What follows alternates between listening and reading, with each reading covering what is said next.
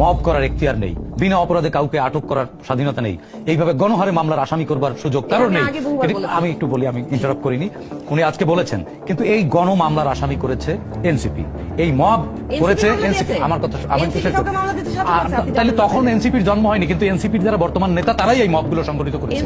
এই হাসনাত আব্দুল্লাহ ফেসবুকে ঘোষণা দিয়ে মব করেছে, এই হাসনাত আব্দুল্লাহ ঘোষণা দিয়ে ধানমন্ডি 32 নম্বর ভেঙেছে, এই হাসনাত আব্দুল্লাহ ঘোষণা দিয়ে সময় টিভি দখল করতে গিয়ে ইন্টেলিজেন্সের চাপের মুখে পরে আবার ঘোষণা দিয়েছে।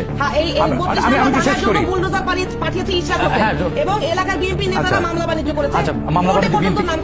মামলা বাণিজ্য বিএনপি করেছে, কিন্তু মধ্যরাতে হান্নান মাসুদ ধানমন্ডি থানায় গিয়েছিল আসামি ছাড়াই আনবার জন্য, বুঝছেন তুষার ভাই? তো বিএনপি এগুলো মানে হুমায়রা নূর আজকে স্বীকার করেছেন, আজকে যেটা বলেছেন তাহা আর ভবিষ্যতে ভুল হবে না। আমি বিশ্বাস রাখতে চাই যে আর মব ওনারা করবেন না, এবং ওনারা যে মব করেছেন আজকে ওনারা সেই মবের মুখে পড়েছেন।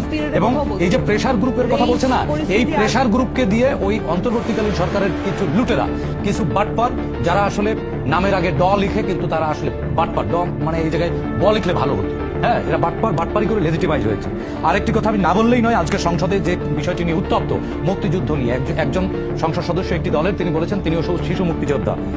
আমি গ্রামের ছোট্ট একটি চোর কি বলতে চাই, গ্রামে চোর ধরবার জন্য বালু পড়ার একটা প্রচলন আছে, বালু পড়া দেয়। তো বালু পড়া আনলে চোরের পিঠে নাকি জ্বলে ওঠে, তো বালু পড়া দেওয়া লাগে না, চোর এমনিতেই শরীর জ্বলে ওঠে বালু পড়া দেওয়ার আগে। তো এখন মুক্তিযুদ্ধের কথা আসলেই, মুক্তিযুদ্ধের প্রসঙ্গ আসলেই ওই বালু পড়ার মতো অবস্থা, কার যেন বুক ধরফর করে ওঠে, কাদের যেন বেশ জ্বালা ধরে শরীরে, তারাই এখন এই মুক্তিযুদ্ধকে ছোট খাটো করে 24 দিয়ে ঢেকে দিতে চায়।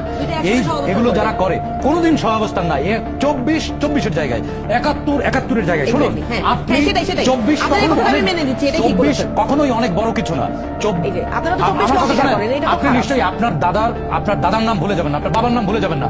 বাংলাদেশ যদি বলতে হয়, 71 বাংলাদেশের জন্ম এবং 24 এই মব সৃষ্টির মধ্যে একজন উপদেষ্টা জড়িত বলে অভিযোগ এসেছে। একজন উপদেষ্টা কেন, কয়েকজন উপদেষ্টা এই মব সৃষ্টির জন্য জড়িত। আসিফ নজরুল নিজেই জড়িত, আসিফ নজরুল জড়িত।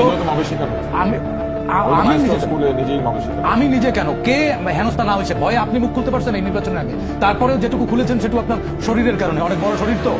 রেজওয়ানা হাসান, সে কি? রেজওয়ানা হাসান সে মব করেনি, ফাউজুল করিম সবগুলো মব উস্কে দিয়েছে উপদেষ্টা ফাউজুল করিম, যে ছিল একটি দলের এজেন্ডা বাস্তবায়ন করেছে এবং সবচেয়ে বেশি লুটপাট করেছে, এই এনার্জি সেক্টরে লুটপাট করেছে। স্বাস্থ্য উপদেষ্টার নাম আমরা ভুলেই গেছি। আজকে যে বিজেলসের কারণে আমাদের শিশুরা প্রাণ হারাচ্ছে, এর জন্য দায়ী অন্তর্বর্তীকালীন সরকার। তারা যে অপকর্ম করেছে সেগুলো যদি তদন্ত না করে, তাদেরকে যদি কাঠগড়ায় দাঁড় না করে, সকল লুটপাট অপরাধের যদি বিচার না করে, তাহলে এই দায় সম্পূর্ণ এই বিএনপি গভর্নমেন্টের ঘাড়ের উপরে বর্তাবে বলে আমি মনে করি।